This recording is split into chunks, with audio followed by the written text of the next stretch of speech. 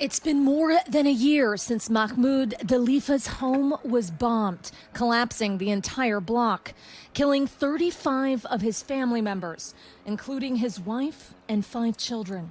All of them are still beneath the rubble. God bless them, he says. I am the sole survivor. Mahmoud says efforts to recover their bodies failed due to a lack of equipment. The Palestinian Health Ministry reports 46,000 deaths due to the war. However, new peer-reviewed research published in The Lancet estimates the true toll is substantially higher, including uncounted cases like the Dalifa family. You're estimating that the death toll is in excess of 70,000 due to violence.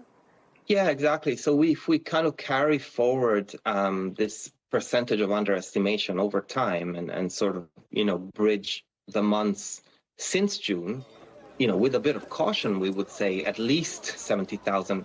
Francesco Cecchi is an epidemiologist with expertise in analyzing mortality rates from conflict and is a senior researcher on the study.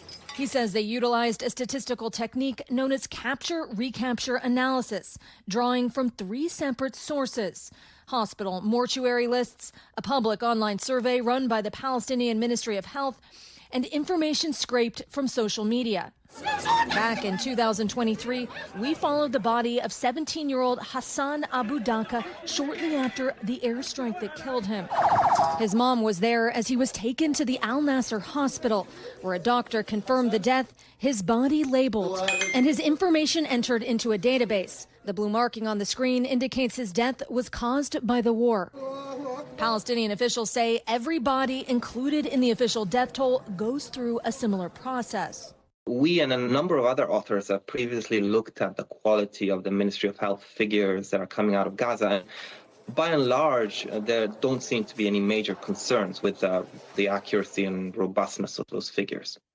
As the war dragged on, Palestinian officials say that process became much more difficult, due in part to the near total collapse of the healthcare system. In devastated northern Gaza, officials haven't been able to collect any of the dead in over 3 months, according to the Palestinian Health Ministry.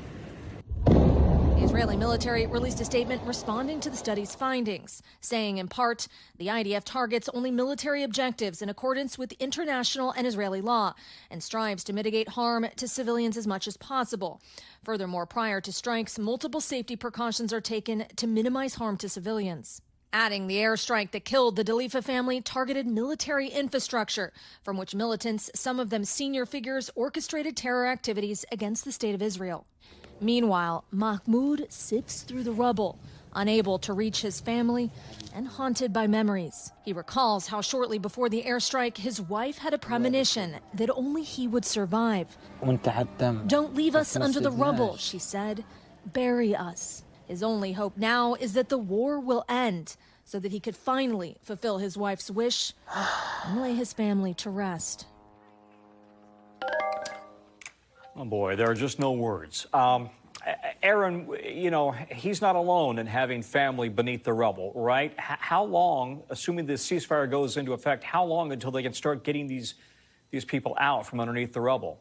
It's unclear, Tom. According to Palestinian officials, the heavy equipment required to move the rubble and find the dead was bombed during the course of the war, and it's unclear under the terms of the ceasefire yet to go into effect when they'll be able to get that new heavy equipment in there to find the bodies. And it's not just about the bodies buried beneath the rubble. Also in northern Gaza, according to reports, in many cases, due to the violence, due to the war, they were simply unable to take the deceased to the hospital to be counted. And so many are buried at home, and it's unclear when the Palestinians are going to get these answers. It is worth pointing out, though, that the negotiations are ongoing, and that timeline, is very much still on the table. Tom?